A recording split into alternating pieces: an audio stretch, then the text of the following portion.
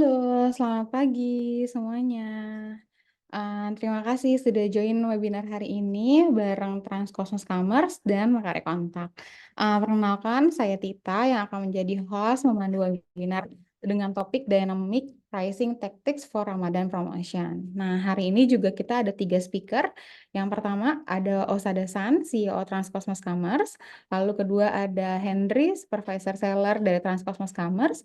Dan yang terakhir ada Mbak Putri Aisyah dari Sales Managernya Mekari Kontak.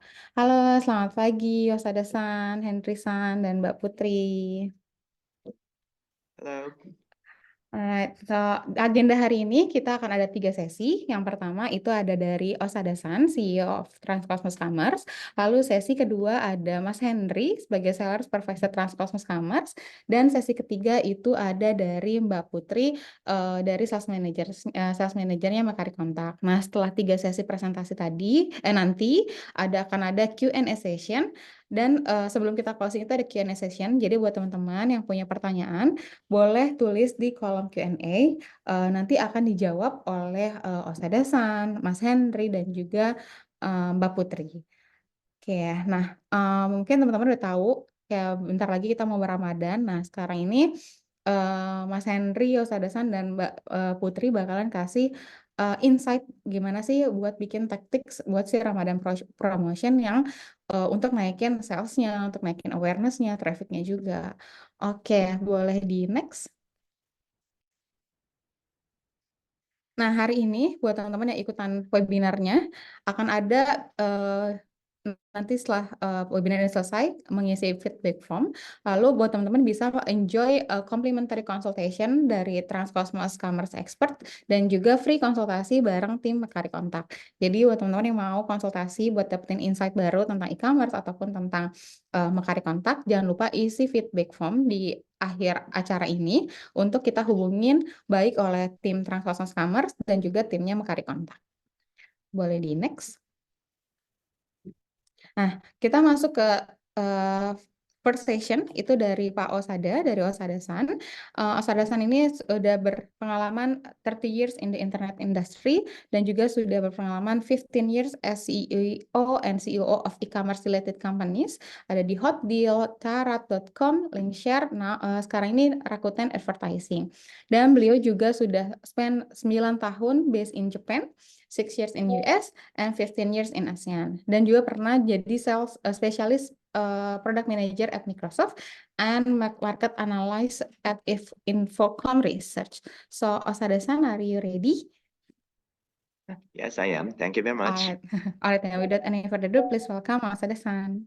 Yes, thank you. Thank you, Tita-san. So, and also, thank you very much for attending today's event. And I also would like to appreciate the Mukari for this opportunity. Thank you very much.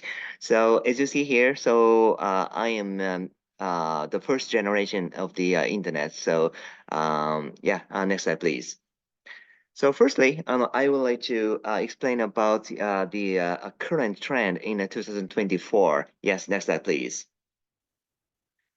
As you have already read a lot of articles, so what is happening at Lazada, what is happening at Goto. So since 2022, EC bubble burst has been really impacting the total industry. But actually, this is not only bad thing. So all the entities have to stop burning money and everybody goes to return to basics. That itself is a very good opportunity for a player like us on Transcosmos Commerce. Yes, next slide, please. So as you see here, in 2022 and 2023, this industry experienced slower growth, a plus 4.8% YOY.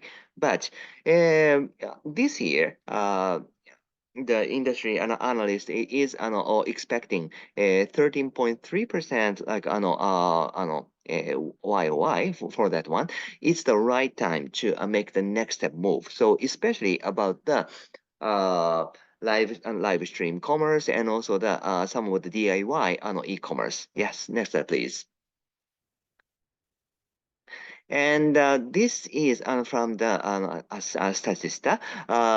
They said beauty, health, home, hobby, and baby will have a stronger growth than average. And also within the same, even within the same category, if we focus on that, like a higher income audience or like a more niche segment, actually there are some of the like very unique opportunities. Yeah, next slide, please.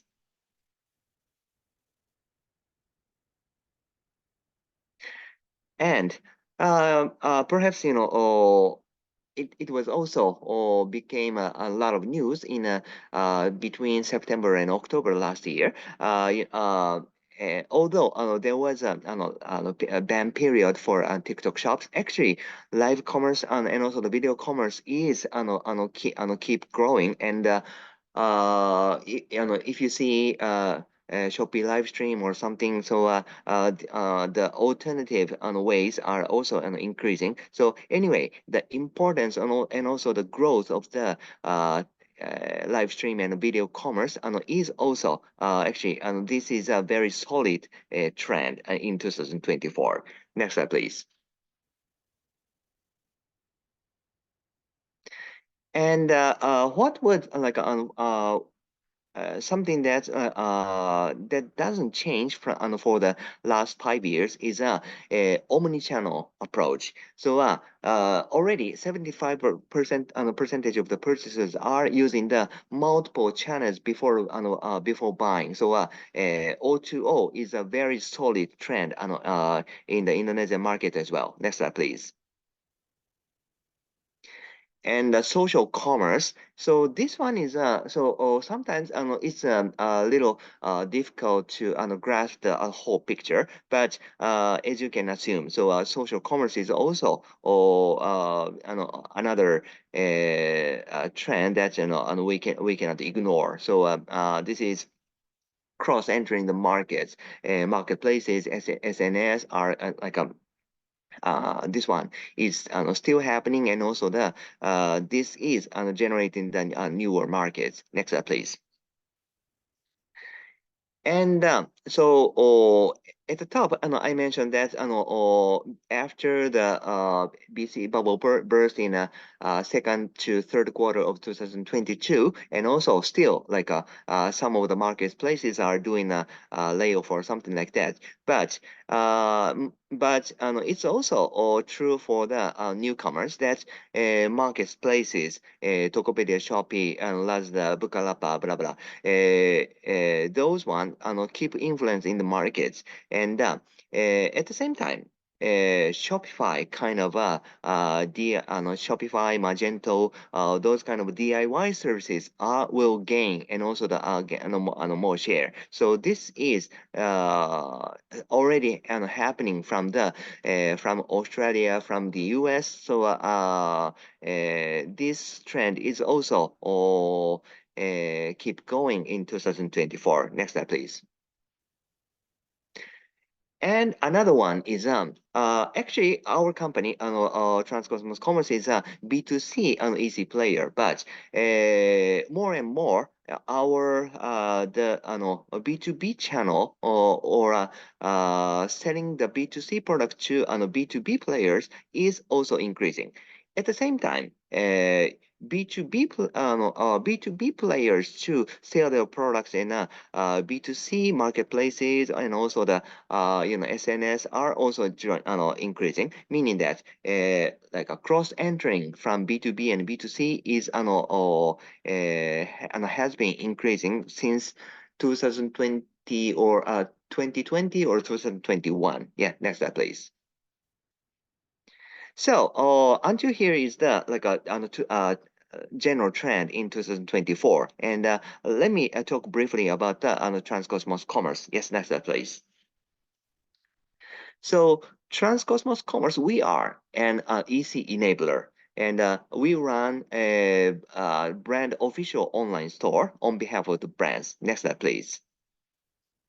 So this is how EC enabler works. Yes, brands here, and then they consult the EC enablers like us, and then we run the stores on the marketplaces and also the SNS, and we engage with the consumers. Yes, next slide, please. So this is what EC enabler provides. Actually, a lot of people say that we provide the one-stop services. Yes, like superficially, that's true. But can do everything means that cannot do everything. So if we are going to identify where and we are keep focusing is here. Yes, so research and research planning and also the analysis, and then doing the project management over the storefront, and then we do the store management. At the end of the month, we do analysis and also the give the report. So basically, we are the EC enabler who are really focusing on the how to sell, how to sell more. So this is the uniqueness of the Transcosmos Commerce. Next slide, please. So actually, we are like a relatively newer players, and we just celebrated the 5 years birthday. So we started from one desk. Actually, I know that this is my desk in 2018, and right now we have almost 60 employees, in our office. Yes, next slide, please. So here are our brand partner examples. So as you see here, basically we deal with the expensive and also the like quality brands. That's our strengths. And so how to sell the those kind of like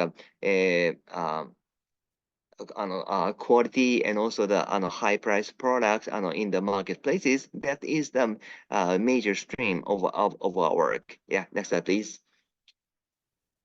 And so actually, we are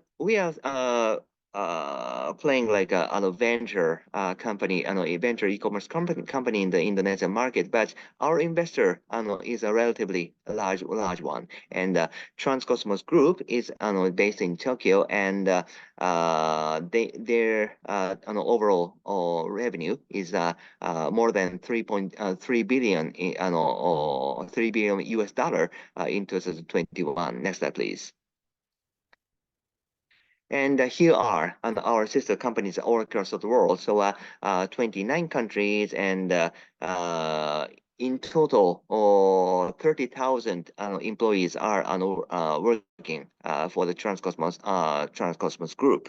Yeah, next slide, please. So we are ready for all those like trends, and in detail, please hear from Park Henry. Thank you very much. Thank you, Osada-san, for the sharing insight with us regarding the e-commerce enabler and e-commerce as well. Dan buat teman-teman, kalau ada pertanyaan, silakan isi di kolom Q&A. Boleh pertanyaannya untuk nanti Pak Osada, untuk nanti Pak Henry, ataupun nanti untuk Mbak Putri. Alright, so Pak Randy sudah ready? Sorry, Pak Henry sudah ready hari ini? Silahkan dilanjutkan ya, Pak Henry. Oke, ya. Thank you, Usada-san dan juga Mbak Tita. Mungkin sebelumnya aku perkenalan dulu ya mengenai aku dulu terlebih dahulu. Nah, untuk saat ini aku bekerja di PT Transcosmos Commerce sebagai seller supervisor ya. Nah, untuk aku sendiri juga sebenarnya aku di Transcosmos sudah hampir 3 tahun. Nah, aku juga udah menyelam di dunia bidang e-commerce itu lebih dari 5 tahun ya. Nah, untuk di Transcosmos sendiri saat ini aku bergerak itu untuk memanage di multi kategori ya. Jadi aku tuh udah pernah manage seperti kategori elektronik, terus fashion, dan juga alat musik ada F&B juga sebenarnya. Nah, jadi untuk sesuai dengan tema webinar pada hari ini, nah itu pas banget kalau misalnya kita ngomongin tentang dynamic pricing buat ningkatin sales kalian. Tuh. Next please. Nah, untuk tema webinar pada hari ini adalah dynamic pricing tactic for Ramadan promotion. Nah, dynamic pricing ini merupakan salah satu cara supaya kita bisa meningkatkan sales kita, gitu ya. Nah, dalam hal ini kita langsung to the point ya untuk Ramadan, karena yang akan datang di beberapa bulan ke depan, gitu. Nah, kalau misal kalian tahu ya, kalau di bulan Ramadan biasa salesnya itu kan ya otomatis ada kenaikan. Konsumen itu ya turun THR, dia bisa spending lebih banyak gitu buat mereka nanti liburan gitu. Nah, next please.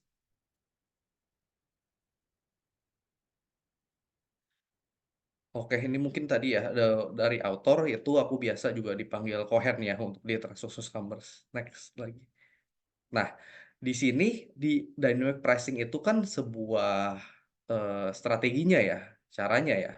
Nah, otomatis ketika kita mau menetapkan sebuah strategi ya, kita itu harus ada step ke belakang dulu.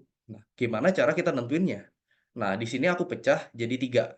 Nah, yang pertama itu di nomor 1 ada tahap measuring, yaitu tahap mengukur. Nah, kemudian kedua adalah cara targeting. Ya, targeting itu adalah ya membuat goalnya nanti. Nah, tujuannya kita itu ngebikin nanti tolak ukurnya bisa dibilang strategi dynamic pricing kita berhasil atau enggak itu ya dari mana kalau kita nggak bikin goal gitu. Nah, kemudian yang ketiga itu adalah tahap planning, ya, perencanaan. Gimana nantinya kita bikin strategi pricing-nya dan juga gimana menetapkannya supaya bisa berhasil gitu. Ya, dengan tools-tools yang sesuai. Di sini yang keempat kemudian aku tambahin ada summary, ya, summary dari ketiga step di atas. Gitu. Next please. Nah, kita mulai dari measuring. Nah, di sini aku tarik quotes dari seorang influental ya atau thinkers dari manajemen gitu. Beliau namanya Peter Drucker. Nah, beliau berkata, kita tidak bisa improve apa yang kita tidak ukur gitu ya. Kalau misal kita nggak pernah mengukur ya, patokan kita bisa dibilang improve itu dari mana gitu. Kalau kita nggak pernah mengukur. Nah, dalam hal ini kita mau banget nih supaya nantinya sales Ramadan kita itu bisa meningkat. Next, please. Nah, di sini yang kita ukur adalah ya ukur current achievement kita. Nah, pencapaian kita saat ini. Nah, untuk yang pertama, aku bagi 2 sebenarnya. Yang kita ukur itu ada dari sisi internal dan dari sisi eksternal. Tapi untuk slide ini, kita akan ngebahas di internal terlebih dahulu. Karena ini adalah salah satu step pertama di mana kita bisa membuat dynamic pricing. Nah, untuk dari sisi internal, ya, bisa dibilang dari sisi kita, alias toko kita. Nah, kita itu bisa menjadi tolak ukurnya itu adalah yang kita cat ya sebagai tolak ukur dan kita jadiin bahan data nantinya, itu salah satunya adalah last campaign. Nah, kampanye terakhir kita itu, sales-nya itu berapa, GMV-nya berapa, ya, bisa dibilang omsetnya lah gitu, omset bulan sebelumnya berapa, kita catat gitu, dari bulan ke bulan. Nah, kedua, kita bisa ngukur juga pricing kita. Harga saat ini berapa? Nah, ini penting banget. Kalau kita mau setting dynamic pricing, otomatis kita tahu dulu dong harga jual barang kita saat ini. Nah, setelah harga, ya bisa ditarik juga total ordernya, quantity sold-nya, customer-nya, average basket size. Jadi ABS itu rata-rata customer itu belanja di toko kita itu berapa banyak gitu, berapa rupiah gitu. Nah, kemudian juga ada di sisi stok juga. Nah, stok kita dari bulan ke bulan itu keluarnya berapa. Nah, saat ini kita ada stok atau enggak, lalu kita uplift, lalu kita naikkan gitu, supaya buat jadi kita punya target ke depannya. Misal dari bulan sebelumnya kita berharap di bulan nanti Ramadan kita naik nih 40%. Nah, kita bisa dijadikan patokan berdasarkan penjualan kita di bulan ini. Nah, kemudian ini aku tarik traffic. Nah, traffic itu adalah bisa dibilang berapa banyak customer itu yang datang ke toko kita. Nah, kalau dari dunia offline ya bisa dibilang kalau sisi toko offline ya pasti kan ada nih pengunjung yang datang ke toko kita itu akan berbeda di setiap hari. Contoh di hari biasa, hari kerja banding hari weekend gitu. Pasti kan beda ya dari sisi pengunjungnya, dari sisi produk view. Nah, di marketplace juga sama. Kita bisa ngelihat total pengunjung yang datang ke toko kita. Dan juga yang ngelihat produk kita gitu. Produk kemana sih yang lebih banyak dilihat sama customer. Nah, kemudian kita juga uplift supaya ya tujuannya kan pasti relate ya. Orang yang datang itu otomatis ya bisa sesuai juga dengan ada hubungannya dengan penjualan kita.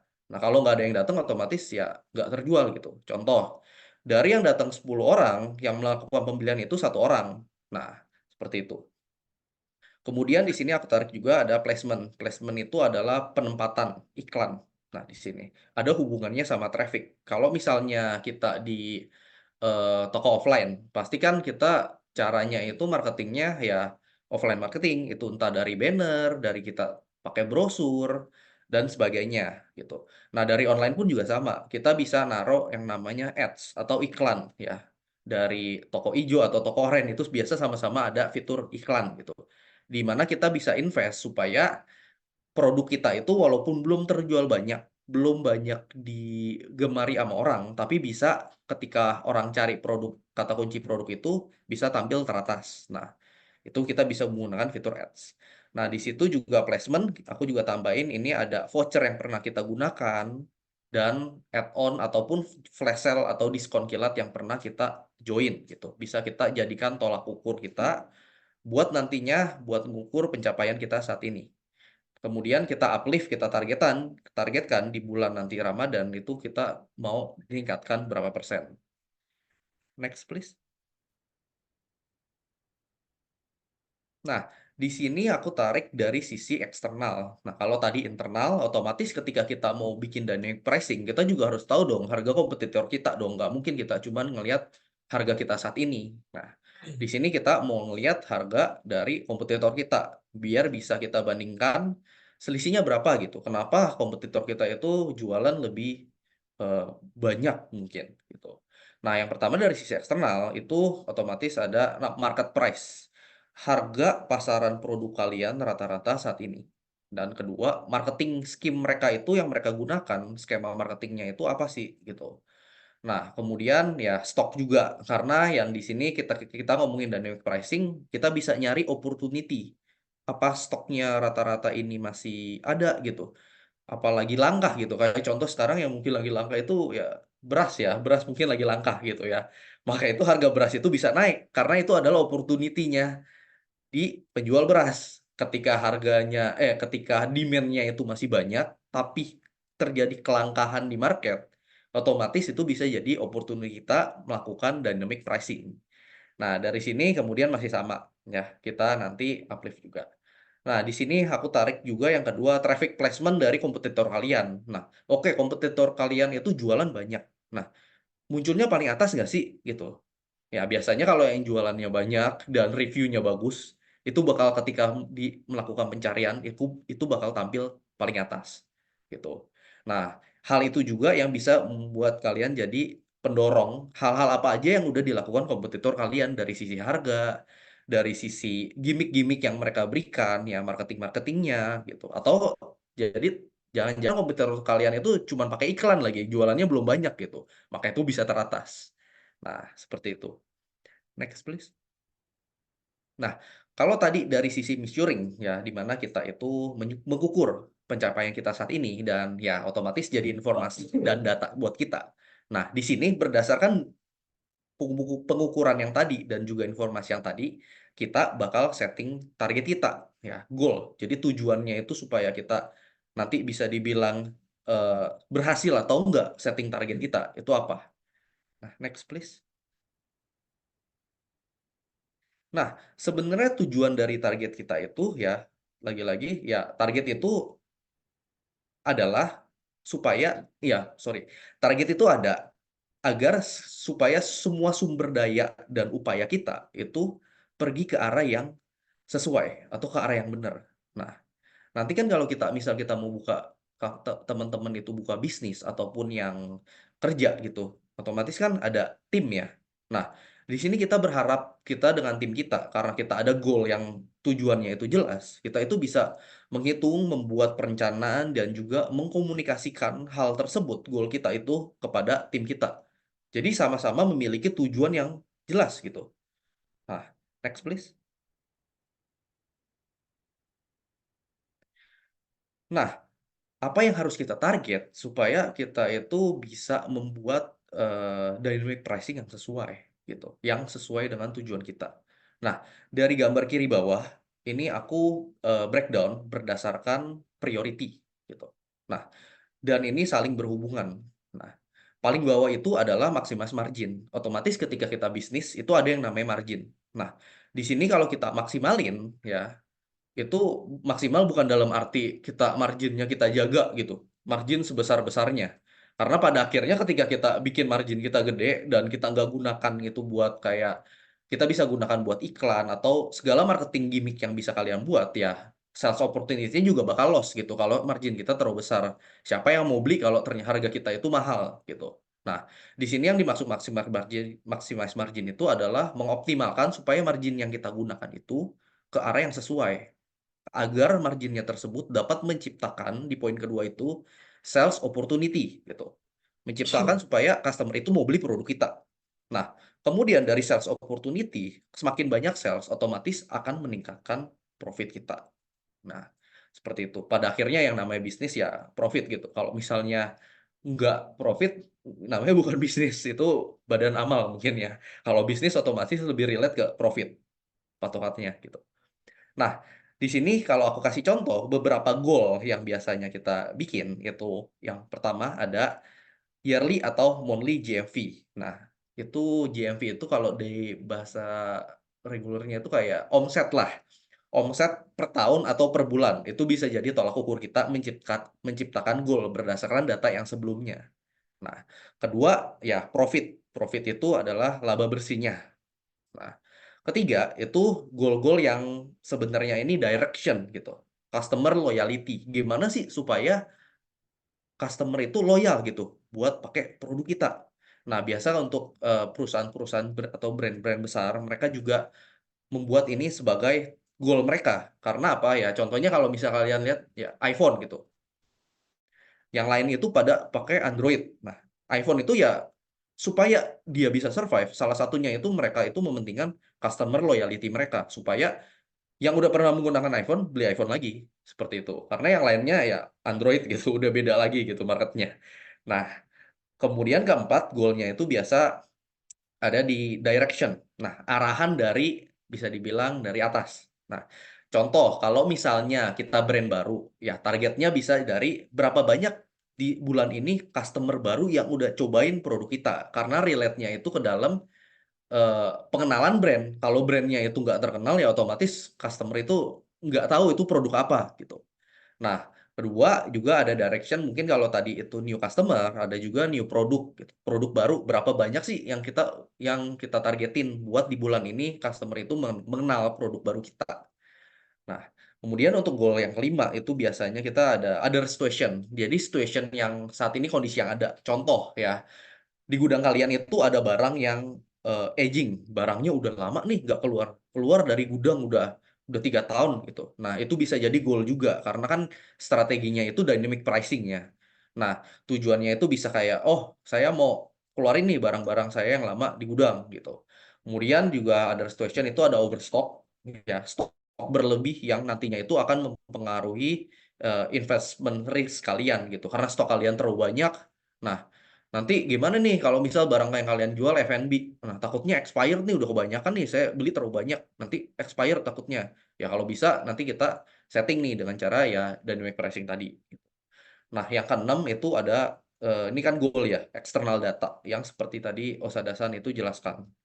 Kayak bisa tarik data prediksi dari Statista, kenaikan itu dari per bulan ke bulan itu berapa, atau dari BI gitu. year on year itu berapa kira-kira estimasi market di Indonesia di e-commerce itu berapa persen. Nah, atau data-data berita-berita lainnya kayak di Kompas gitu. Mungkin mereka prediksi biasanya Ramadan itu naik di berapa persen. Biasa kan disebutin tuh di berita. Nah, itu bisa buat jadi goal kalian juga ketika kalian menetapkan goal buat dynamic pricing. Next, please.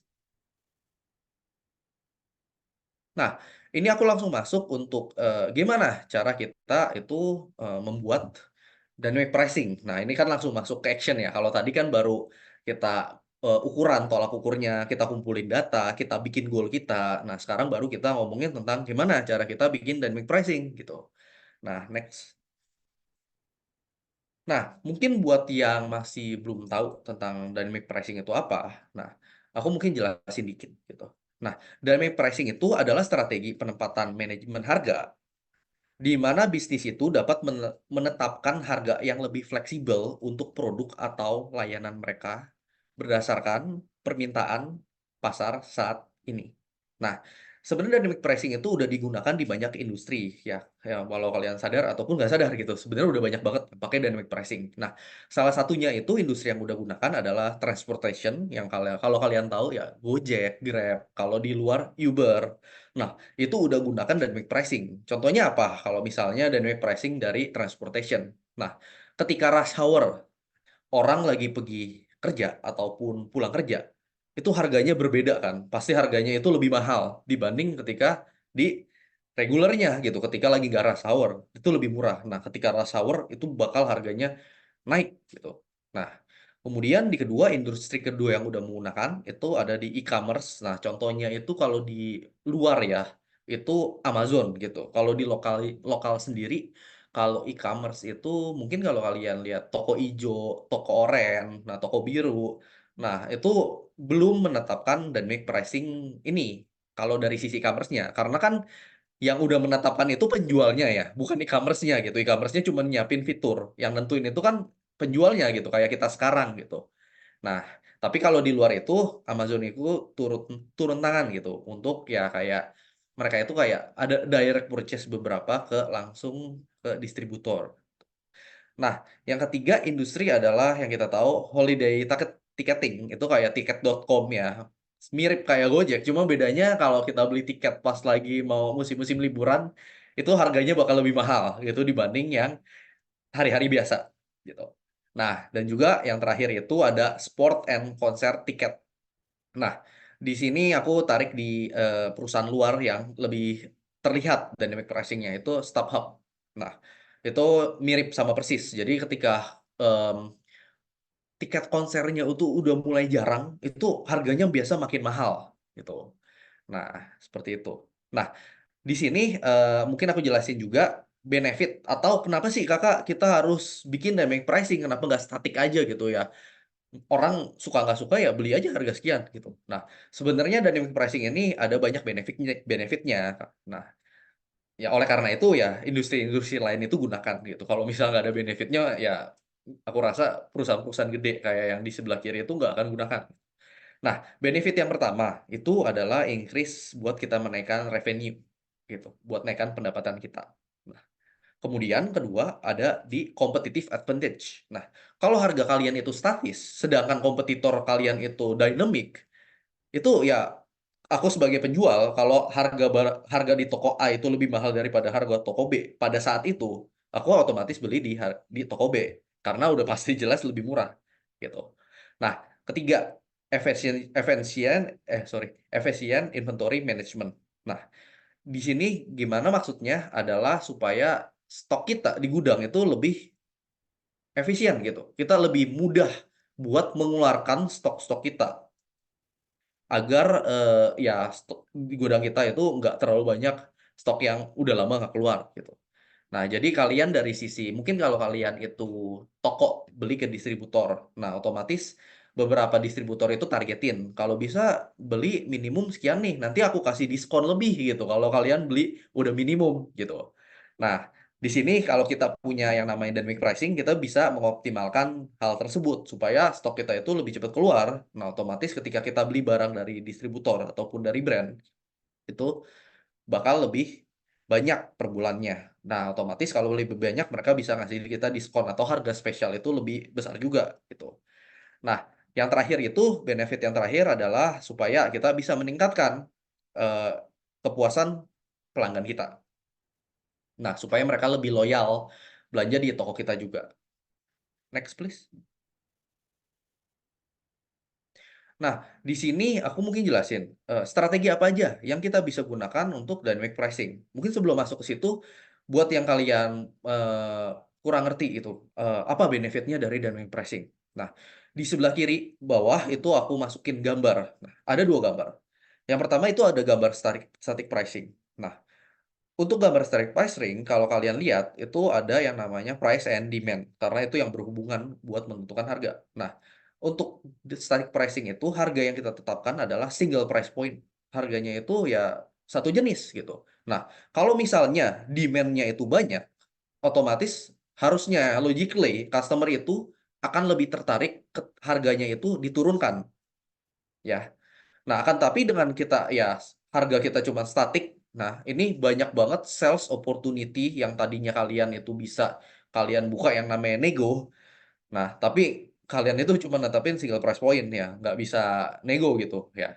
Atau mungkin nggak nego doang sih. Kalau di marketplace kan jarang banget gitu nego ya, paling dalam via chat. Cuman kalau misal customernya itu cuma ngelihat sekilas dan mereka males nego karena harga kalian cuma sejenis, ya otomatis ya skip lah, cari toko lain yang jual lebih murah. Nah, simpelnya kayak gitu untuk static pricing. Nah, di gambar kedua ini ada aku kasih contoh dynamic pricing, di mana kalau kalian lihat itu ada multiple price point. Nah, dari situ ada 3 jenis harga. Nah, yang pertama demand-nya itu normal ya, yang di tengah. Jadi sesuai price and demand itu sesuai. Nah, itu harganya otomatis ya harga regular. Nah, akan tapi di sini masih ada 2 harga ekstra ya, di mana kita bisa mendapatkan revenue. Yaitu ketika demand-nya itu berkurang, harganya itu naik. Nah, otomatis kayak misal gini, ada produk. Selama ini kalian bundle 3. Otomatis ketika customer itu cuma mau beli 1, kalian naikin dong harganya dong. Karena ya nggak bisa. Ini aslinya harus wajib beli 3. Nah, seperti itu. Kalian bisa memaksimalkan peluang buat tetap ada sales. Tapi dengan customer itu beli harga yang lebih mahal gitu. Nah, akan tapi ada di peluang kedua. Ketika demand-nya, permintaannya itu banyak, nah, sales-nya itu harusnya price-nya itu turun. Contoh gini, Kak, aku mau beli 10 piece gitu. Nah, otomatis kalian kasih harga beda dong sama harga 1 piece gitu. Karena mereka itu beli lebih banyak gitu. Nah, itu adalah salah satu benefit dari dynamic pricing. Harga kalian itu lebih fleksibel sesuai dengan jenis jumlah pembelian dari pembeli kalian. Nah, agar kalian itu tetap mendapatkan opportunity buat kalian, produk kalian itu terjual gitu. Sedangkan kalau kalian harganya sejenis ya sayang banget, takutnya customer malah nggak tertarik, skip deh gitu, beli ke toko lain. Nah, tapi dengan adanya ini kalian itu bisa menciptakan peluang gitu buat customer setidaknya coba oke ya, mungkin masih masuk harga buat mereka ketika kalian beli banyak. Nah, ketika mereka beli banyak. Nah, di sini untuk beberapa strategi, beberapa contoh dari strategi dari dynamic pricing itu aku bagi 3. Yang pertama itu berdasarkan grup atau segmen. Nah, contohnya apa? Nah, contohnya itu ada B2C. Nah, B2C itu jual ke customer akhir ya, pengguna akhir lah. Gitu. Kedua B2B. Nah, otomatis ketika kita udah ngomongin B2B ini kan dari bisnis ke bisnis ya. Nah, itu biasa harganya itu lebih spesial. Entah itu dari bisnis ke bisnis, ya entity lain, ataupun ke government gitu. Biasa harganya itu lebih spesial gitu. Karena ya dari perusahaan ke perusahaan. Kemudian juga ke loyalty customer. Biasanya ya kalau udah pelanggannya udah loyal gitu ya, udah setia ya, cengli lah harganya. Biasa nego-nego dikit boleh lah gitu. Nah, itu sama, itu ya dynamic pricing juga kan jatuhnya. Walaupun di offline itu ngomongnya cengli lah, potong-potong dikit. Nah, itu tetap aja namanya dynamic pricing. Gitu. Nah, kedua ada based on time. Nah, based on time itu mungkin bisa dibilang berdasarkan supply gitu, stok kalian saat ini, atau berdasarkan permintaannya lagi banyak apa enggak sih? Kayak contohnya yang tadi beras gitu, sekarang kan lagi langka banget nih gitu. Nah, kemudian juga kalian bisa lihat nih, time itu harga dari kompetitor kalian, mereka itu lagi diskon atau enggak. Nah, ada juga dari per bulan, per minggu, per hari. Nah, mungkin aku jelasin dikit kalau kalian bingung per minggu, contohnya apa? Nah, kalau contoh kalian paling gampang dynamic pricing per minggu. Nah, kalau dari Senin sama Kamis itu jarang banget ada yang namanya promo. Tapi ketika udah mulai masuk Jumat, kalian kan relate. Jumat, promo apa yang relate dengan hari Jumat? Black Friday. Nah, itu salah satu contoh dari e-commerce itu atau toko-toko melakukan dynamic pricing. Mereka kasih harga diskon ketika lagi Jumat gitu. Black Friday or TGIF gitu. Nah, itu biasanya seperti itu gitu. Kalau misalnya di hari Jumat. Nah, kalau misal di hari Sabtu Minggu itu kayak contohnya weekend deals gitu. Harga spesial ketika weekend. Nah, karena apa? Karena logikanya biasanya customer itu lebih banyak berbelanja ketika di hari yang udah mau Jumat, Sabtu, Minggu. Nah, itu di luar hari kerja mereka gitu. Mereka banyak meluangkan waktu buat mereka yang lebih banyak main gadget, main HP, berbelanja, ya, ataupun sebagainya gitu.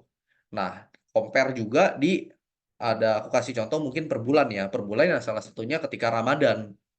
Karena peluang salesnya itu bakal naik ketika Ramadan. Itu salah satu contoh based on time. Nah, lanjut lagi. Ini aku tarik juga based on event ya. Ini juga masih sama sih. Based on event itu contohnya ketika di hari libur ataupun lagi ada event-event sporting lainnya. Kalau di hari libur mungkin ketika Ramadan, ketika Natal, itu kan ya biasa harganya itu lebih banyak tuh promo diskon. Nah, kalau untuk sporting event itu mungkin ini buat market-market atau produk-produk kalian itu yang niche. Kayak misalnya lagi mau ada event nih bola, lagi mau main di Jakarta gitu. Nah, biasanya tuh produk-produk kaos-kaos yang relate dengan tim-tim yang ikut sebagai pemain itu bakal naik harganya karena orang itu yang mau nonton pasti beli gitu. Nah, itu contoh untuk momentum dan pricing strategi yang ada. Nah, next please.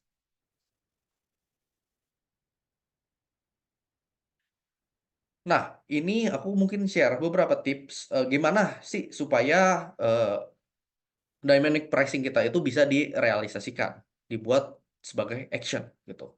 Nah, otomatis ketika kita mau ngomongin dynamic pricing, itu kan kita bakal ngebahas tentang tools-tools yang sesuai, yang cocok supaya plan kita itu yang kita bahas sebelumnya itu bisa berjalan agar sesuai dengan goal kita. Nah, tools yang cocok apa aja? Nah, salah satu tools yang biasa mungkin aku bahas jadi 3 jenis. Yang pertama diskon, voucher, dan juga other fitur. Aku mungkin bahas yang pertama dulu, diskon. Nah, diskon itu adalah salah satu tools yang paling umum digunakan karena dia itu langsung masuk ke harga pembelian gitu, harga coretnya.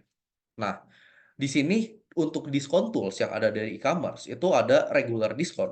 Nah, biasanya untuk regular diskon itu adalah diskon yang kita setting untuk jangka panjang. Nah, kan masuknya itu ke regular. Nah, kenapa kalian itu kenapa sih Kak harus bikin diskon? Ya, yang pertama otomatis di market Indo hampir semua penjual itu menggunakan fitur diskon. Karena mereka itu kita relate-nya itu lebih ke gimmick. Sebenarnya harganya itu harga SRP-nya itu nggak semahal itu gitu. Tapi karena kita mau menciptakan gimmick gitu dan juga untuk requirement join di marketplace itu memerlukan diskon, nggak ada salahnya kita setting itu ada diskon awalnya gitu. Walaupun sebenarnya harga jualnya itu ya regular diskon itu. Nah, di situ kita juga bisa gunain fitur diskon itu untuk menetapkan dynamic pricing kita. Mungkin kalau kalian itu eh, nggak semuanya kalian mau bikin harga dynamic dari harga semua produk mereka kalian gitu. Misal cuma mau beberapa produk aja. Nah, kalian bisa juga gunain fitur diskon apabila kalian itu mau menetapkan harga tersebut untuk jangka panjang. Nah, yang kedua fitur diskon itu ada fitur flash sale atau eh, diskon kilat. Nah, kalau di Indonesia ini ya, itu namanya diskon kilat. Nah, biasa kita gunain fitur ini kayak yang contohnya tadi aku bilang.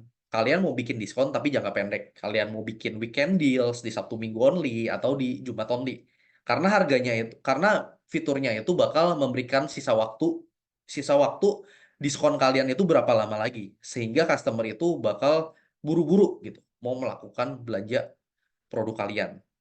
Nah, yang ketiga itu ada marketplace campaign. Nah, marketplace campaign itu ya otomatis campaign kampanye-kampanye yang marketplace tawarkan buat kalian ikut. Nah, kadang kan kalau kalian lihat di kalian punya dashboard penjual itu kan kalian suka tuh banyak ada tulisan campaign, kampanye, flash sale. Nah, itu yang biasa dari sisi marketplace-nya ngajak kalian buat join. Nah, itu bisa banget buat kalian join buat dynamic pricing gitu. Nah, sebenarnya itu salah satu keunggulannya kalian join kampanye dari marketplace. Itu biasa exposure-nya itu bakal lebih tampil di homepage-nya dari marketplace tersebut. Jadi di halaman depan gitu. Nah, kalau kalian misalnya takut, Kak, aku takut nih, nanti aku boncos lagi jualannya, kalau kebanyakan diskon gitu. Nah, sebenarnya kan kalian bisa tetapkan juga quantity berapa yang kalian masih sanggup buat kalian diskonkan gitu. Jadi nggak semua produk kalian itu bakal dengan harga sekian gitu. Kalian bisa set berdasarkan quantity dan juga dari quantity itu kan emang produknya itu customer bisa beli gitu dengan harga diskon. Dari sisi quantity kalian bisa batasin, dari sisi maksimum pembeli per customer itu bisa kalian batasin. Nah, seperti itu. Toh pada akhirnya ada kemungkinan ketika kita joinin ini, customer itu akan melakukan purchase untuk produk kalian lainnya, yang lainnya gitu, yang kalian nggak setting dynamic pricing. Nah, untuk hal ini juga yang pasti jangan lupa gitu untuk selalu ngecek tire kalian dan juga sisa margin kalian agar kalian itu ya nggak terlalu habis gitu sisa margin kalian untuk kalian join di campaign atau flash sale di diskon tools ini gitu. Nah, buat mungkin yang kalian bingung, ini kan aku langsung ngebahas ya tentang diskon gitu. Nah, sebenarnya dari sini aku udah kasih tips nih di create tire. Nah, biasanya ketika kita mau setting dynamic pricing, ada lebih mudahnya itu kalian bikin tier untuk produk kalian. Jadi, misal gini, kalian setting tier 1 itu adalah harga yang paling buat diskon yang paling besar gitu. Kalian bisa setting, oh sisa marginnya itu kalian setting di harga 5% gitu untuk tier 1. Nah, kalian bisa bikin komitmen, oke tier 1 cuma boleh digunakan, 5% itu cuma boleh digunakan ketika daftar campaign Twin Debt gitu, 22, 33 ya atau 12 itu kan sering banget. Nah, kalian gunain buat tier 1. Nah, kalian bikin juga tier 2. Oke, sisa margin untuk tier 2 itu 7% gitu. Nah, itu kalian juga bisa. Nah, untuk 7% itu mungkin kalian setting buat di nanti weekend, cuma boleh weekend yang pakai ini gitu. Nah, seperti itu. Nah, yang tier 3 itu mungkin adalah diskon regulernya yang marginnya lebih tinggi lagi di 10% gitu. Nah, agar ke depannya kalian itu mudah buat kalian join campaign karena kalian udah siapin tuh harga-harganya itu berapa buat join campaign. Nah, daripada kalian itu bikin ketika pas mau join itu bakal lebih ribet lagi, bakal bener-bener kayak wah ini kayak H-1 mau ulangan gitu. Jangan, kalau bisa kalian bikin dulu tiernya. Nah, kalian bisa berani suffernya itu per produk itu berapa gitu. Nah, seperti itu. Nah, kemudian lanjut. Ini ada fitur buat dynamic pricing juga. Nah, yakni adalah fitur voucher ya. Nah, voucher itu aku pecah jadi dua, regular voucher sama new buyer. Biasanya untuk voucher ini adalah tools yang kalau misal kalian itu nggak mau direct ke diskon gitu. Kalau contoh distributor ataupun brand, biasanya ketika mereka diskonin produk mereka di bawah harga pasar, banyak banget tuh komplain dari toko. Karena, wah nggak bisa gini, ini rugi kita toko ngapain beli produk ini kalau brandnya itu ngebanting harga gitu dengan harga diskon. Nah, biasanya kita gunain tools dari voucher karena voucher itu nggak cuman diskon. Voucher itu ada berbagai jenis. Ada voucher diskon, ada voucher cashback, ada juga voucher ongkos kirim. Nah, kita bisa mensuggest customer kita nggak selalu dengan diskon.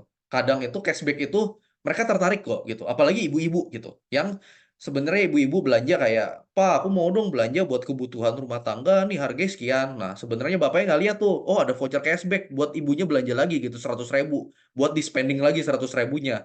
Jadi potongannya bapaknya itu nggak dapat, suaminya nggak dapat potongan di awal, tapi ibunya dapat benefit 100.000 buat belanja lagi.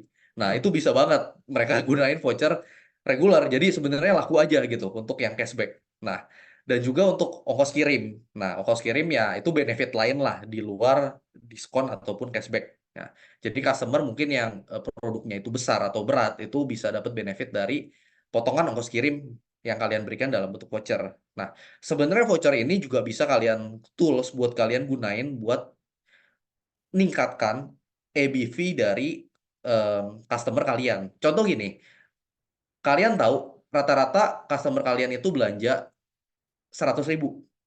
Nah, kemudian dari 100.000 kalian dapat margin contoh 20%. Untungnya 20.000, Kak, gitu. Nah, kalian bisa nih bikin voucher tools buat naikin supaya customer belanja di 200.000. Contoh gini, kita bikin aja voucher di harga belanja 200.000 dapat potongan harga 5.000.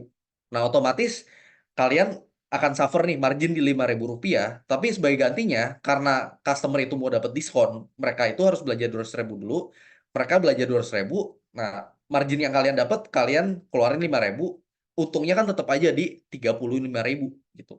Jadi tetap itu kalian dapat benefit dengan voucher itu. Customer itu bakal belanja di toko kalian lebih banyak. Nah, kemudian untuk voucher tools lainnya, ini aku kasih contoh untuk new buyer. Nah, ini buat kalian-kalian yang memiliki mungkin produk-produk baru ya, supaya selain produk baru, kalian menargetkan supaya customer itu nyobain belanja di toko kalian gitu, supaya mereka mendapatkan pengalaman belanja lah di toko kalian gitu. Seperti itu. Nah, yang lainnya ini aku masuk ke dalam other fitur ya. Fitur-fitur lainnya. Nah, contoh, mungkin bingung nih, Kak, rilisan spesial di toko ijo buat apa? Nah, sebenarnya rilisan spesial itu adalah fitur dari toko ijo yang buat produk-produk baru itu bisa dapat placement atau tampil terdepan di toko kalian. Nah, jadi kalau kalian baru submit atau input produk baru di toko kalian, kalian bisa banget gunain fitur rilisan spesial. Nah, seperti itu. Karena itu ya produk yang baru rilis lah. Nah, biasanya ya otomatis ketika kita mau rilis produk baru, ya ada harga baru juga gitu, harga diskonnya buat customer itu nyobain dulu produk tersebut gitu. Nah, yang kedua ada fitur loyalty program. Nah, biasanya loyalty program itu dalam bentuk poin atau voucher. Nah, ini biasanya untuk brand-brand dan juga untuk toko-toko yang menargetkan supaya customer itu belanja lagi di toko mereka. Nah, ada juga fitur bundle. Nah, fitur bundle ini bisa juga kalian gunakan buat banyak hal. Contohnya, kalian mau kasih gimmick gitu. Beli barang A, itu kalian kasih gimmick. Nah, atau beli barang A, dibundling sama barang B, yang barang B-nya itu sebenarnya adalah barang yang susah terjual di toko kalian. Barang yang udah lama nih di gudang kalian. Kalian bisa bundling gitu. Nah, kalau misal kalian bundling, misal kayak contoh, aku coba bundling produk B itu masih kurang laku, Kak. Ya, kalian bisa subsidi silang kalian punya margin gitu. Jadi subsidi silang marginnya, profitnya itu untung cuma di barang A, di barang B itu yang penting keluar dulu. Tapi setidaknya barang A itu kalian bisa laku gitu. Nah, kemudian lanjut untuk selanjutnya itu ada free sample. Nah, ini biasa untuk ya sama ya, produk-produk yang baru yang kalian mungkin mau kasih sampel gitu. Nah, ada juga fitur buy more save more itu lebih condong ke dynamic pricing juga. Ketika contoh beli barang A itu harganya itu 10.000, ketika kalian wajib beli 10 piece itu dapat potongan harga di 2.000 gitu. Nah, ini langsung masuk ke dynamic pricing sih. Itu salah satu yang langsung direct berhubungan sama dynamic pricing. Nah, yang terakhir itu otomatis ya kalau di marketplace banyak banget kan nih yang chat ke kalian ya. Nah, kalian bisa minta quotation gitu ya. Customer itu biasa minta quotation, "Kak, aku buat toko nih, aku mau beli 1.000 piece. Nah, bisa nggak dapat harga spesial?" Nah, itu kalian biasa bikin penawaran harga. Nah, seperti itu. Nah, ada baiknya kalau misalnya kalian udah siapin dulu tire-nya gitu. Jadi ketika ada customer mau beli, kalian udah tahu nih harganya berapa gitu buat customer tersebut. Nah, lagi-lagi note-nya ya jangan lupa kalau kalian lagi setting dynamic pricing nanti, bikin tiring dan join campaign-nya, jangan lupa margin kalian itu berapa. Di setting nanti maksimum itu customer itu beli berapa banyak. Jangan nanti kalian itu beli ternyata ya semuanya semuanya tiba-tiba aku joinin di ini lagi tier 3 yang marginnya itu rendah. Nah, kan nggak enak juga kayak gitu. Oke. Nah, kemudian lanjut lagi ada di ya fitur-fitur spesial itu yang kayak loyalty program, rilisan spesial dan juga yang lainnya itu kalian gunakan sesuai dengan tools yang ada gitu biar lebih maksimal kalian setting dynamic pricing-nya. Nah, next please. Nah, kalau tadi aku udah kasih tips nih, fitur-fitur yang kalian bisa gunakan buat dynamic pricing. Nah, kalau dynamic pricing tadi kan kalian ya bikin tier sesuai dengan sisa mungkin margin kalian, target margin kalian itu berapa. Kalian bikin tier. Nah, di sini mungkin aku kasih beberapa tips, itu customer behavior yang ada di Ramadan nanti. Nah, yang pertama, biasanya ketika Ramadan, pembeli itu lebih cenderung ke membuka produk-produk yang bertema itu family oriented. Nah, karena mungkin Ramadan itu mereka lebih terjaga buat saling mendekatkan diri ke keluarga. Nah, seperti itu. Nah, yang kedua, tingkat penggunaan gadget itu ketika Ramadan itu bakal lebih sering. Nah, otomatis ya mereka kan puasa ya. Nah, productivity-nya itu agak berkurang. Nah, mereka itu akan lebih sering menggunakan gadget. Dan juga ada waktu jam spesial itu peningkatan traffic di mana di bulan biasanya itu trafficnya itu rendah. Contoh ketika mereka buka puasa. Dari jam 3 pagi sampai jam 6 pagi itu biasanya traffic ketika Ramadan itu naik. Nah, dan juga cenderung ketika kita lagi di bulan Ramadan, cenderung banyak banget customer itu potensial buyer behavior-nya itu hunting diskon. Nah, karena mereka mungkin bangun terlalu pagi atau lebih banyak beristirahat, mereka tuh cenderung main HP dan nyariin diskon gitu. Diskon-diskon gimmick-gimmick yang ada di marketplace. Jadi ya kalau tadi dari tips yang tadi ya wajib banget sih join di marketplace campaign gitu. Nah, biar dapat exposure-nya di halaman homepage produk kalian itu biar bisa tampil terdepan seperti itu. Nah, kemudian mereka cenderung itu lebih spiritual. Nah, di sini kalau kalian lihat sebenarnya dari tips-tips ini udah bisa banget sih ditarik bahwa gimmick-gimmick gitu, free gift, GWP yang bisa kalian berikan itu berhubungan dengan yang tema spiritual kayak mungkin sajadah atau hijab gitu. Itu bisa juga kalau produk kalian itu masih relate dengan hal-hal hal-hal seperti itu. Kalau untuk family oriented ya mungkin kalian bisa kasih yang kalau F&B atau yang makanan cemilan kalian bisa kasih free sirup gitu, beli biskuit berapa berapa pack dapat sirup gitu yang bisa mereka bagikan buat family oriented nanti. Nah, yang terakhir itu mereka tuh customer behavior-nya mereka lebih looking forward for nanti Idul Fitri. Mereka mau banget nih eh looking forward banget buat nanti mereka pulang kampung di Idul Fitri gitu. Jadi nggak heran ketika kita lagi di bulan Ramadan banyak banget hampers-hampers atau parcel-parcel gitu. Karena ya otomatis kan isinya tuh kalau parcel yang namanya parcel udah banyak. Nah, mereka bisa bagi-bagikan ke kerabat-kerabat mereka. Next please. Nah, kalau tadi kita udah ngomongin dynamic pricing, tadi kan cara supaya kita bisa action dynamic pricing tersebut. Nah, kemudian kalau yang namanya action, kita juga harus bisa mengkomunikasikan. Kalau misal kalian bikin diskon, tapi kalian nggak mengkomunikasikan, siapa yang tahu toko kalian itu lagi diskon gitu. Nah, seperti itu. Nah, di sini aku bagi ke 6 step gimana strategi kita bisa mengkomunikasikan dynamic pricing. Yang pertama itu ada ya komunikasikan ke audiens. Kalian harus tahu dulu audiens kalian tuh umur berapa, gendernya apa, buying powernya apa, motivasinya apa buat belanja di toko kalian. Nah, contoh ya kalau misalnya kalian jualnya itu adalah kayak mungkin yang ini siapa ya? Nah, pakaian dalam pria ya otomatis ya gender yang buying ya pria. Ya kemungkinan banyak ya, tapi nggak menutup kemungkinan perempuan ibunya itu yang beliin gitu. Tapi kalau yang berhubungan sama ke perempuan itu lebih jarang banget kalau cowok itu yang beli. Nah, seperti itu. Jadi tahu dulu buying power, umur dan juga gender dari audiens kalian gitu. Kedua, determine your channel. Nah, tentuin channel yang kalian mau fokus itu yang mana dulu. Misal gini, kalian mau fokus di toko hijau. Nah, kalian harus tahu fitur-fitur dari toko hijau itu apa. Nah, ada fitur yang namanya mungkin broadcast. Nah, biasanya itu untuk tiap bulan itu dikasih ada gratisnya buat berapa user. Nah, kemudian ada Cipas dan juga ada ads. Ads ya, ads di marketplace kan banyak ya. Nah, itu kalian harus sesuaikan dengan marketplace yang kalian lagi mau fokusin. Nah, ketiga stepnya, develop your customer journey. Nah, berikan mereka motivasi buat belanja di toko kalian. Nah, kalian itu harus tahu customer kalian itu maunya apa, perlunya apa, pain point-nya apa.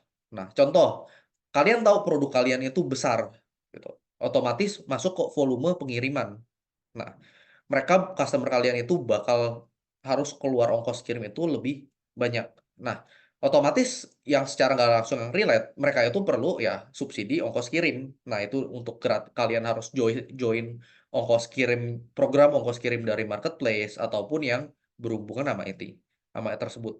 Nah, dan juga kalau bisa ya dibikin campaign kalian itu serelate mungkin dengan journey yang ada. Nah, kalau kalian mau bikin campaign-nya itu Ramadan, nah, kalian kasih fiturnya gratis ongkir. Nah, misal jualannya itu apa ya, kaos gitu. Nah, mungkin yang relate dengan Ramadan kaos putih, warna putih gitu. Nah, kalian bisa banget bikin kan kaos itu relate putih warna putih ya, untuk di bulan suci Ramadan gitu. Misal beli kaos toko A gitu, diskon hingga bla bla bla gratis ongkir untuk di bulan Ramadan gitu. Nah, kemudian lanjut lagi ada di kalian determine juga unique selling point dari produk kalian. Nah, kelebihan dari produk kalian itu apa dan juga dari sisi brand ataupun produknya. Lalu juga develop konten kalian. Nah, mengapa mereka harus belanja di toko kalian gitu. Jadi mirip kayak tadi sih, pain point. Cuman develop your content ini lebih ke kita punya media sosial gitu. Kalau kalian ada medsos gitu, bikinlah kontennya supaya ada eh, dari eksternal itu dari Instagram kalian atau TikTok kalian itu datang ke toko kalian mau belanja. Nah, yang terakhir juga ya otomatis ketika kita udah bikin strategi komunikasi, kalau bisa yang kayak tadi aku bilang, bikin juga target dari metrik dari komunikasinya lagi. Entah itu dari produk dilihat, berapa banyak customer yang datang ke toko kalian, ataupun like atau CR conversion rate. Jadi berapa banyak customer yang datang ke toko itu. Nah, kemudian kalian lihat berapa banyak yang belinya nanti. Next, please. Nah, mungkin ini slide terakhir dari aku. Nah, kalau kita tadi udah ngebahas tentang gimana caranya kita itu implementasi dynamic pricing dan juga communication strategi dan juga targetnya tadi. Ini aku kasih contoh untuk di example ya, contoh untuk kita membuat planning buat dynamic pricing nantinya. Yang pertama kita tentuin sales targetnya di sebelah kiri. Nah, kemudian kita pecah menjadi dua bagian. Yang pertama adalah communication strategi yang tadi aku bahas itu gimana caranya supaya customer itu tahu toko kalian itu lagi diskon dan juga tahu keuntungannya itu belanja di toko kalian dan juga promosinya. Dan yang kedua ini adalah gimana cara implementasiin kita punya promosi. Yang salah satunya itu adalah strateginya itu dynamic pricing. Nah, di situ dengan cara adanya diskon, voucher, gift with purchase atau ya mungkin pas Ramadan ada angpau gitu. Nah, untuk di sebelah kanan itu aku share ya. Nah, sebenarnya kalau untuk kalau data dari Transcosmos, nah 40% nih ketika di Ramadan customer itu belanja itu untuk mereka berikan ke yang lain gitu, ke keluarga mereka ataupun mereka kasih ke saudara-saudara atau teman mereka ketika mereka belanja di Ramadan. Next, please.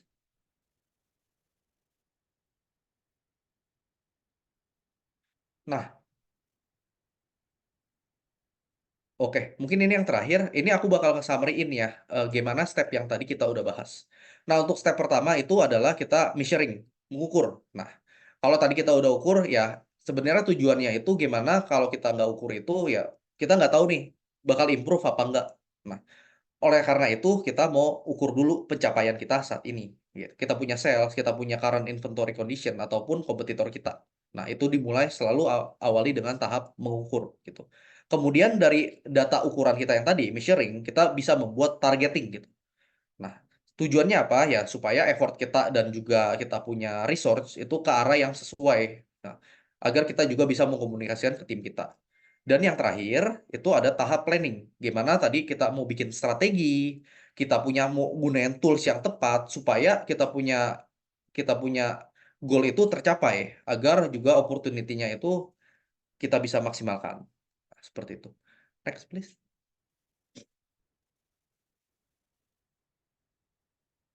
Oke, mungkin sekian kalau dari aku ya.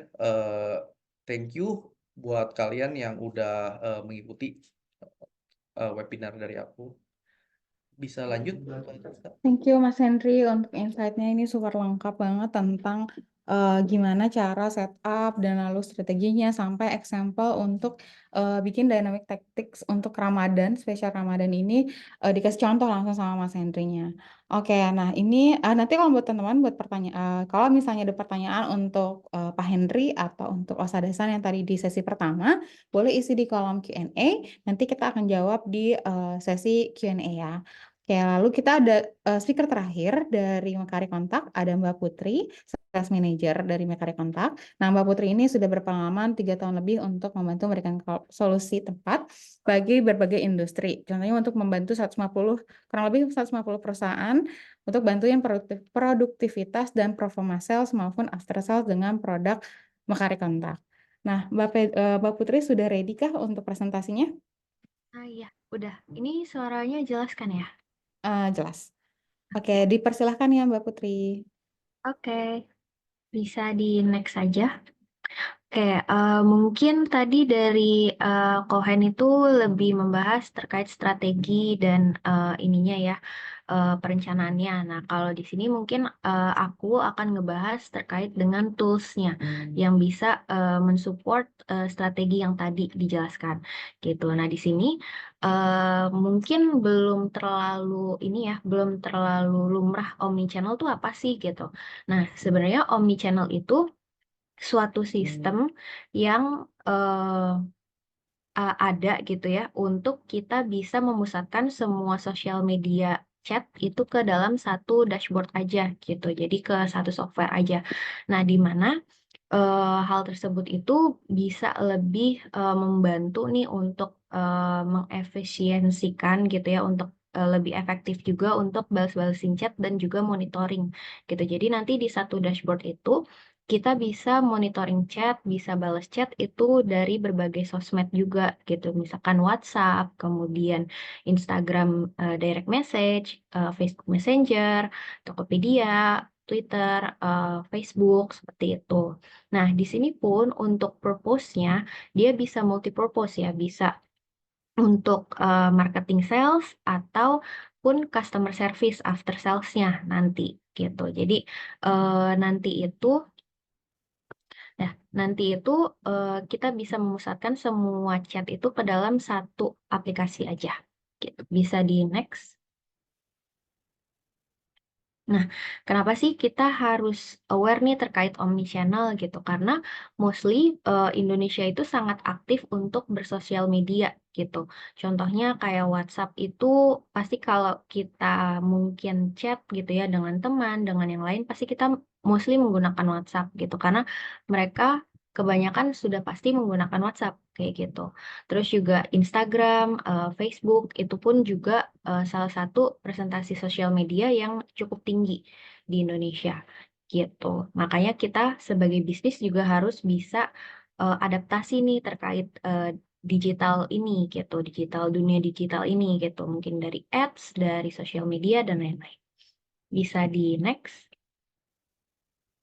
Nah, kenapa sih ini merupakan hal yang penting gitu? Kenapa customer itu ingin terhubung dengan bisnis kita gitu?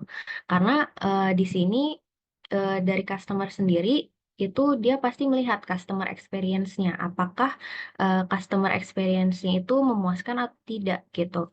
Nah, di situ dia akan menentukan nih kalau misalkan mungkin customer experience-nya itu memuaskan, itu dia akan lanjut ke bagian per case gitu. Dia akan oke, setelah customer experience-nya memuaskan, terus juga merasa trust gitu ya, merasa percaya dengan bisnis ini, maka dia akan membeli produk tersebut gitu.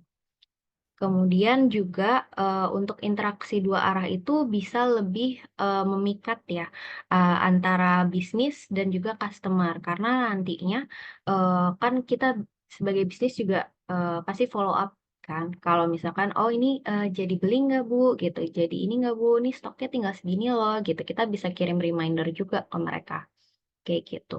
Bisa di next. Nah, sebenarnya apa sih masalah yang sering terjadi di bisnis-bisnis yang sekarang gitu? Pertama, kalau misalkan customer itu eh, chat gitu ya. Kadang tuh kalau misalkan apalagi kalau tanggal kembar gitu kan, pasti traffic itu sangat tinggi gitu.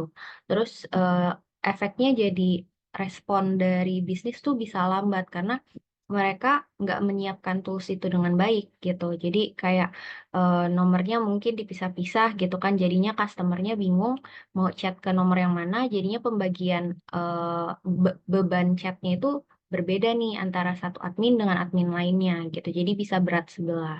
Terus juga saking banyaknya nih chat yang masuk, nah si admin ini bisa lupa untuk follow up customernya. Dia jadi nggak beli gitu. Terus juga feedbacknya seperti apa, kayak gitu-gitu. Terus juga database. Nah, saking banyaknya kan karena kita mungkin prosesnya masih manual gitu tadinya, jadinya kita mesti nge-save-in satu-satu, kita mesti ngetik, mesti nyatet gitu, yang misalkan di Excel atau di HP kayak gitu. Jadinya saking banyaknya eh, nggak ke ini semua nih, nggak kerekap semua kayak gitu. Jadi kan sayang ya kalau database itu nggak kerekap. Padahal bisa di next. Padahal tuh database itu suatu aset yang penting untuk suatu bisnis gitu. Karena di situ kita bisa melakukan engagement ke customernya gitu. Jadi kita bisa komunikasi dan mendekatkan bisnis ini ke pelanggan, ke customer. Kemudian juga kita bisa tahu nih potensi pasarnya. Kayak kalau kita sering ngobrol sama customer kan kita tahu, oh ini customernya eh, udah di ini ya masa kerja atau mungkin masih kuliah atau apa. Jadi kita nantinya juga bisa menargetkan pasar yang pas juga nih untuk bisnis kita. Nah, kemudian juga dari situ kita bisa meningkatkan loyalitas pelanggan juga nih dengan database customer yang udah ada. Misalkan kita apa namanya kan sekarang banyak banget ya program referral gitu. Misalkan kita bikin program referral atau mungkin cashback dan lain-lain gitu. Nah, itu nanti bisa ningkatin loyalitas pelanggan juga. Terus juga nanti efeknya kita juga bisa meningkatkan hasil dari bisnis kita. Kayak gitu. Bisa di next. Nah, sebenarnya kenapa sih harus channel WhatsApp ya untuk chat gitu? Karena WhatsApp itu dia global gitu, aplikasi yang memang digunakan global untuk berkomunikasi ya setiap orang. Dan ini udah digunakan di banyak negara. Jadi kalau misalkan mungkin bisnis kita akhirnya makin besar gitu kan, nationwide, terus akhirnya eh, eh, merambah ke luar gitu ya, ke overseas gitu. Nah, ini nanti lebih mudah juga kan orang luar untuk bisa ngechat kita nih, untuk bisa berkomunikasi dengan kita. Terus juga read dari WhatsApp itu lebih besar kan dibandingkan dengan email gitu kan, SMS, dan engagementnya lebih tinggi gitu. Bisa di next. Nah, di sini dari WhatsApp sendiri sebenarnya dia ada tiga macam ya. Ada WhatsApp bisnis biasa, ada WhatsApp personal, ada namanya di sini WhatsApp bisnis platform gitu. Nah, di mana WhatsApp bisnis platform ini sangat berbeda sama WhatsApp bisnis biasa. Nah, di WhatsApp bisnis platform ini kita nggak perlu takut yang mungkin nomornya nanti rawan banget nih kena ban.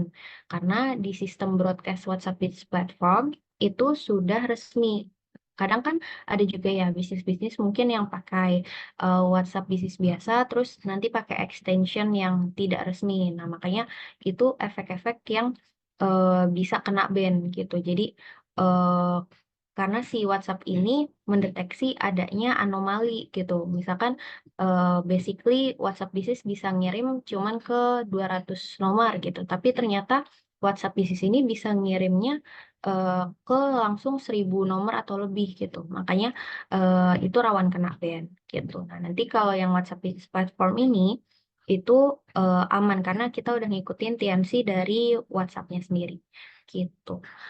Kemudian jumlah user yang nanti bisa ngechat ya, bisa balas chat dari customer pun di WhatsApp bisnis biasa kan itu terbatas gitu ya. Misalkan cuma 5 dan itu pun kita harus agak nunggu lama karena ada beberapa message yang perlu nge-sync dulu gitu kan. Jadi kadang real time, kadang nggak real time gitu. Tergantung dari beban chatnya juga gitu. Nah, kalau nanti yang ini WhatsApp Business Platform itu bisa more than 5 user gitu. Jadi kalau misalkan butuh banyak admin gitu kan untuk balesin chat dan mungkin trafficnya juga tinggi, itu lebih safe dan lebih real time kayak gitu. Dan di sini pun nanti bisa terdeteksi nih, oh ini di chatnya di handle sama agent A, ini di handle sama agent B dan seterusnya. Kalau di WhatsApp Business biasa kan dia enggak ya kayak gitu. Terus di manajemen database nanti pun chat-chat yang masuk itu dia bisa otomatis ke save juga di cloud gitu. Jadi nggak perlu khawatir misal datanya nih hilang atau mungkin kebawa nih sama yang udah resign kayak gitu-gitu. Jadi lebih enak juga kita bisa buka di banyak device gitu dan dimanapun kita berada kita bisa akses database-nya gitu. Bisa di next. Nah, di sini juga nanti kedetek juga laporan dan analisisnya. Jadi misalkan si customer itu mengeluhkan chatnya lama nih dibalesnya gitu. Nanti bisa kelihatan, oh ini chat customer A di-handle sama admin ini, dia itu cukup lama nih balesnya gitu. Rata-rata mungkin butuh setengah jam gitu untuk bales gitu. Nah, nanti kan bisa dievaluasi kembali. Terus juga bisa dipasang chatbot. Chatbot itu yang auto reply message ya. Jadi kayak misalkan ketik 1, ketik 2, atau mungkin menggunakan suatu keyword, atau mungkin AI gitu. Nah itu nanti bisa diintegrasikan dengan chatbot tersebut gitu. Terus juga WhatsApp Business Platform karena ini suatu WhatsApp yang resmi gitu ya. Makanya nanti kita bisa dapat masuk pencarian bisnis nih. Jadi kalau misalkan mungkin dia lagi kepikiran mau konsultasi produk apa gitu ya. Nanti dia bisa cari langsung di pencarian bisnis. Jadi dia nggak perlu cari tahu scroll-scroll gitu kan nomornya, nomor bisnis ini apa nih gitu. Nah, nanti dia bisa muncul nih di sini. Nah, itu juga nanti kita bisa berkesempatan untuk dapat centang hijau dan masking name gitu. Jadi nanti kalau udah dapat masking name dan centang hijau, dia akan bisa masuk ke pencarian WhatsApp gitu. Bisa di next.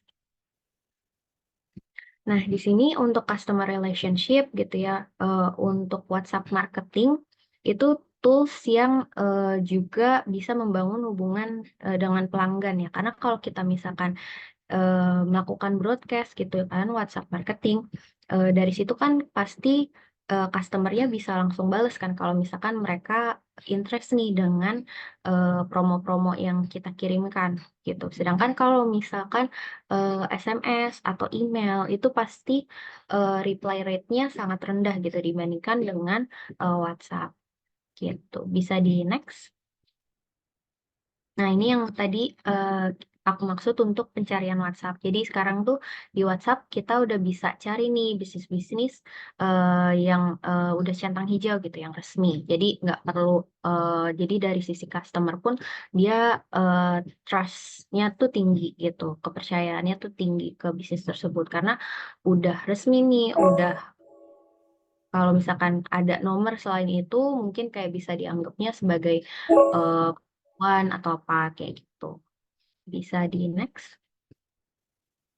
Nah, di sini pun untuk implementasinya gitu ya, itu bisa dimanfaatkan untuk di berbagai stage di bisnis gitu ya. Ada pre-sales gitu ya, kita memberikan awareness ke para calon customer, kemudian ada ke purchase. Purchase itu si customer interest nih untuk membeli gitu dan mungkin pada akhirnya mereka membeli produk kita. Kemudian ada after sales atau customer care gitu. Jadi kita menerima komplainan atau kritik dan saran gitu setelah mereka melakukan purchasing gitu. Atau mungkin kita nanya ini feedback mereka bagaimana kayak gitu. Jadi nanti untuk bisa mengevaluasi atau mungkin mengembangkan produk kita atau bisnis kita ke arah yang lebih tepat dan lebih baik lagi gitu. Bisa di next. Nah, ini contoh case pre-sales gitu ya, di mana mungkin ada seseorang nih yang nyari produk skincare gitu, kemudian mungkin dia tiba-tiba dapat ads-nya nih gitu, entry point-nya ads gitu kan. Ads-nya itu dia bisa diintegrasikan dengan WhatsApp gitu. Kayak misalnya kita lagi lihat-lihat story Instagram kan gitu. Terus kemudian pasti di sela-selanya kita selalu dapat ads nih gitu. Nah, di situ nanti kita bisa pasang entry point-nya ke WhatsApp gitu. Jadi langsung chat WA gitu ya, klik to chat WhatsApp gitu. Jadi nanti kalau mau tanya-tanya itu bisa langsung ke WhatsApp atau mungkin masuk dulu nih ke ininya ya Instagram bisnisnya mereka kayak gitu. Bisa di next. Nah, ini contoh implementasinya gitu ya, di mana salah satu klien kita itu ada Skincare Scarlett. Mereka memasang button WhatsApp ya untuk bisa si customer ini chat ke nomor WhatsApp tersebut gitu tanpa harus nge-save nomornya dulu atau juga kayak nyari nomornya dulu nih berapa kayak gitu. Jadi bisa langsung klik to chat gini. Bisa di next. Oke. Kemudian di sini juga nanti ada yang terkait ini ya kita bisa pasang juga WhatsApp-nya dengan Linktree di Instagram. Bisa di next lagi. Oke, kemudian ini juga salah satu customer journey gitu ya, kan ada 1, 2, 3, 4 step gitu ya. Kalau kita pasang ads, itu bisa direct ke ini, ke Instagramnya langsung gitu ya. Terus baru kita chat ke nomor WhatsApp-nya, atau kita bisa set ads Instagram ini, atau set ads-nya Facebook, itu langsung nanti kalau kita klik learn more atau apa, itu dia langsung loncat ke bagian 4 gitu. Jadi nanti bisa chat sama saya. Klik to WhatsApp gitu. Bisa di next. Nah, ini contohnya nih kalau misalkan menggunakan chatbot. Jadi balasannya tuh udah otomatis. Bisa juga balasannya itu diintegrasikan ke internal sistem bisnis tersebut gitu. Misal kayak dia mau tanya nih kayak JNT ini dia apa namanya paket saya tuh udah sampai mana gitu. Nah, itu nanti dia masukin resi, nanti langsung terupdate nih via chat secara otomatis gitu. Jadi bisa jadi ada banyak pilihan nih untuk customer mengecek paketnya dia tuh bisa lewat website atau lewat chat ini kayak gitu. Atau mungkin dia mau mengestimasikan kalau saya mau kirim apa namanya mau kirim paket dari Jakarta ke Jogja misalkan. Nah, itu cost-nya berapa? Itu nanti bisa dicek juga dari chatbot ini. Kayak gitu. Bisa di next. Nah, ini contoh-contohnya juga. Terus nanti bisa juga nih ada customer survey ya. Jadi kalau misalnya kita after layanan gitu ya kan kita mau tahu nih penilaian dari customer itu baik apa enggak sih ke kita gitu. Nah, itu nanti bisa ada customer survey kayak gitu. Bisa di next. Oke, ini lebih ke tips and trick aja untuk kita bisa melakukan broadcast dengan baik gitu ya. Kayak dari pemilihan gambarnya gitu kan, untuk rasio gambarnya, kemudian isinya gitu. Kita harus to the point, jangan yang bentuknya mungkin terlalu narasi gitu. Nah, kemudian bisa juga ditambahkan emoji-emoji nih, tapi jangan terlalu banyak kayak gitu. Bisa di next. Nah, kemudian juga kita kalau misalkan melakukan WhatsApp broadcast harus memperhatikan beberapa poin nih, misalkan dari target audiens kita siapa, kemudian timingnya yang mungkin bisa meningkatkan reach rate dan engagement-nya tuh biasanya di jam berapa sih gitu, dan detail-detail lainnya kayak gitu. Bisa di next. Untuk di sales stage gitu ya, suatu bisnis itu memanfaatkan WhatsApp untuk bisa merespon pelanggan lebih cepat gitu, WhatsApp bisnis platformnya. Karena kan nanti bisa dipasang chatbot gitu. Jadi dari sisi customer pun dari experience-nya dia merasa oh ini balesnya cepat gitu, tidak lama gitu. Kemudian juga nanti pun kita bisa pasang kayak testimoni-testimoni nih dari customer-customer kita setelah menggunakan produk kita, efeknya seperti apa gitu. Atau mungkin ada contoh-contoh gambarnya dan lain-lain gitu. Bisa di next. Oke. Untuk di after sales stage gitu ya, kita bisa manfaatkan juga platform omnichannel ini gitu ya untuk menjadi sarana kritik dan saran gitu atau layanan customer service gitu di mana nanti omnichannelnya itu bisa dihandle banyak admin atau banyak agent gitu. Terus juga nanti kan mereka bisa keluhannya bisa didata nih, oh keluhannya terkait produk A, produk B, produk C atau mungkin terkait layanan kita, servisnya gitu yang harus diperbaiki. Nah, itu nanti bisa ada laporan dan analisisnya. Kemudian kan nanti ke depannya kita pasti akan memperbaiki yang buruk-buruk ya, atau mungkin lebih mengembangkan lagi produk kita untuk jadi lebih baik lagi. Nah, efeknya kan nanti pelanggannya pun merasa didengar nih masukannya, terus juga nanti pun sesuai dengan pasarnya gitu kan. Nanti pelanggannya jadi happy, terus misalkan pelanggannya juga jadi loyal, terus efeknya adalah kita bisa mendapatkan hasil bisnis yang sangat-sangat baik gitu, meningkat gitu. Bisa di next. Nah, di sini dari Makari sendiri pun kita juga provide tools tersebut gitu ya. Jadi ada solusi omnichannel, call center, dan CRM gitu. Jadi kalau omnichannel dan call center itu lebih kita tools untuk berkomunikasi dengan customer atau eksternal gitu ya. Kalau CRM itu kita lebih untuk mengetrack nih pencapaian dari internal kita seperti apa, kayak gitu. Bisa di next lagi. Oke. eh ini udah ya, sepertinya. Oke, thank you. Terima kasih Mbak Putri untuk penjelasan dari materi kontaknya. Buat teman-teman yang masih mau bertanya, silahkan tulis di kolom Q&A. Nah, sekarang kita masuk ke Q&A. Kebetulan ada satu pertanyaan. Itu ada katanya pertanyaannya adalah apa tantangan terbesar dalam menerapkan strategi penetapan harga dinamis selama Ramadan? Dan gimana cara menggunakan data untuk menyesuaikan harga produk secara real time selama Ramadan? Nah, mungkin dari Mbak Putri dulu mungkin mau menjawab ini.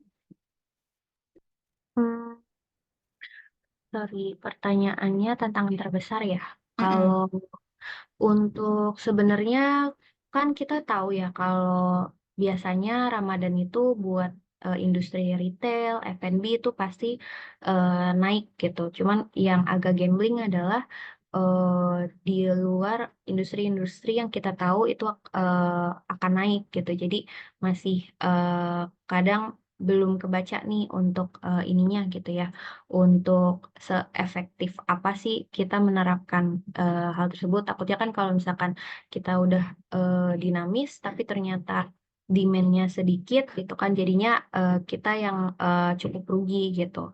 Nah, terus kalau untuk menggunakan data, mungkin kita bisa beracuan pada data tahun lalu gitu kan. Kayak tahun lalu tuh seperti apa sih animonya gitu. Apakah produk-produk yang kayak gimana sih yang mereka butuhkan biasanya. Jadi kita harus tepat sasaran juga sih. Jadi eh, untuk risiko miss-nya tuh mengecil kayak gitu.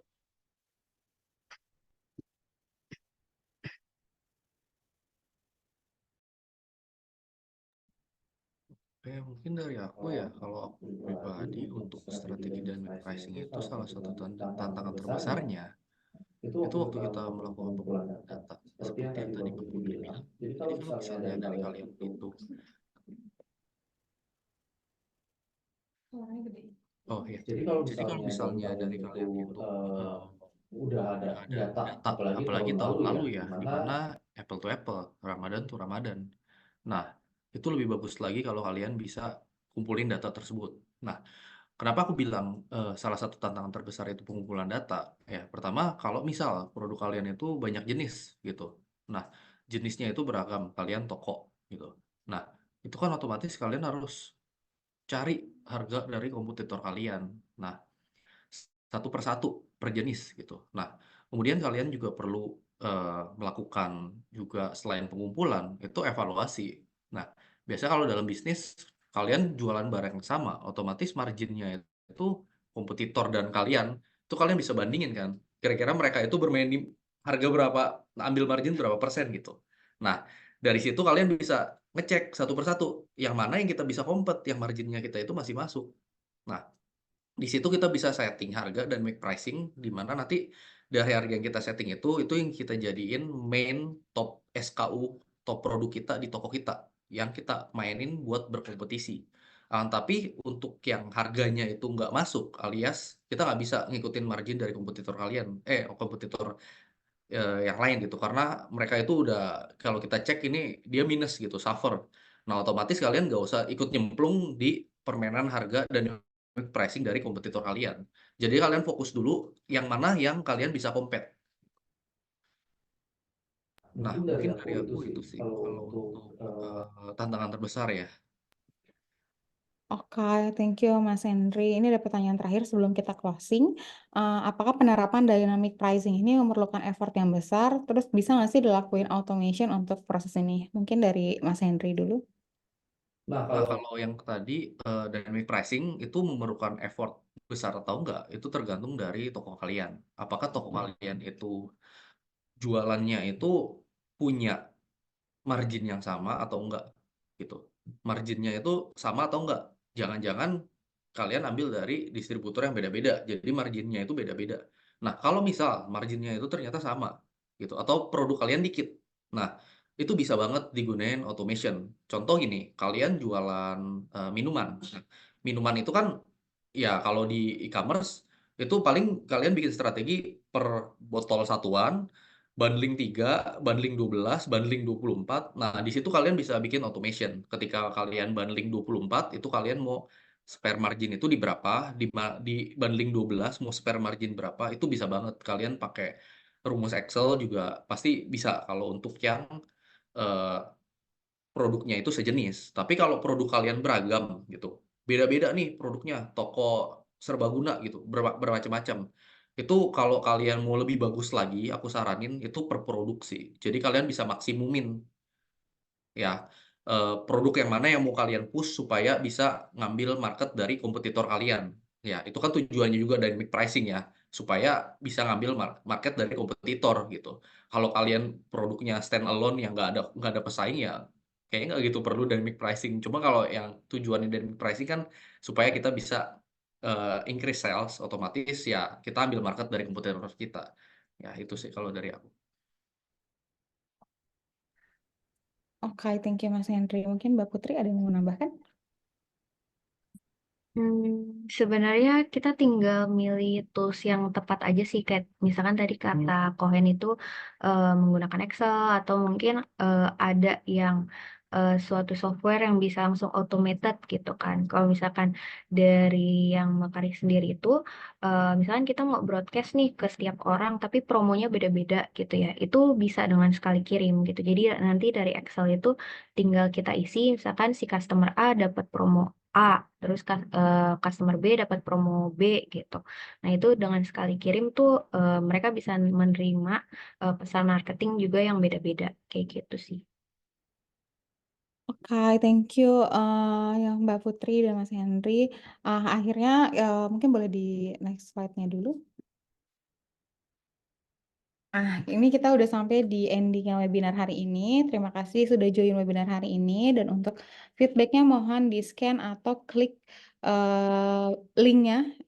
Sorry, untuk yang setelah webinarnya selesai, mungkin kita buat teman-teman yang masih mau tanya atau mau tahu tentang service-servicenya TCCM, mungkin bisa di-scan barcode-nya. Lalu kita juga boleh diisi feedbacknya, nanti akan dapat rekaman webinar, terus ada promo kontak free up waktu 3 bulan, ada free konsultasi sama kontak juga, ada free konsultasi bareng TCCM. Nah, nanti setelah diisi form dan mungkin ada yang berniat untuk konsultasi dengan kami akan hubungi ke kontak yang di-submit di form ini gitu. Jadi buat teman-teman yang mau dapat konsultasi langsung sama expertnya dari TCC, Transcosmos Commerce dan juga dari Mekari Kontak, kita akan hubungi setelah webinar ini selesai. Mungkin sambil nunggu webinar ini, teman-teman ngisi feedback formnya. Terima kasih untuk Circlepreneur yang udah juga bantu webinar ini ke our community partner. Lalu terima kasih untuk Osada-san, Henry, dan Mbak Putri untuk webinar dan insight-nya di hari ini. Jadi sampai ketemu di webinar selanjutnya. And thank you. Have a good day everyone. Thank you. Thank you, Mbak Kari. Thank you, Kak Putri. Buat teman-teman yang belum isi feedback formnya, kita tungguin ya. Masih ditungguin dan boleh di-scan atau di klik aja linknya di kolom chat. Thank you.